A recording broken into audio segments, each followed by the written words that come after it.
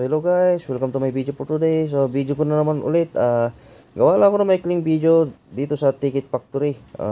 Kung magkano ang print ticket ngayon, kung gusto mong malaman kung magkano ang print ticket ngayong 2024 at mag-inquire ng pinakamurang print ticket ngayong 2024, dito ka na sa Ticket Factory. May branch sila sa Riyadh, Jeddah, Dammam at Khobar. Dito lang yan sa second floor, Villaggio Mall, Pinoy Bata.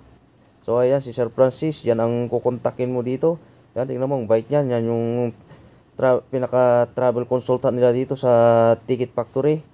So sa Pinoy Bata, sa Bata, Riyadh, mayroon silang 7 branch. Sister company nila yung Travel Go, Travel Plus, at saka yung bago, yung Take Off Travel Agency. So tingnan mo naman ang opisina na roon, linis oh.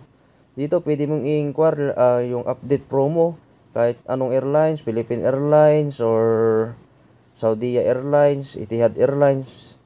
Yan, i-inquire mo lang kay sir, bibigyan ka ng sagot. Pati na yung pinakamurang print ticket ngayon, itanong mo rin kay sir, sigurado sasagutin niya kung magkano ang pinaka-updated na murang print ticket ngayong 2024.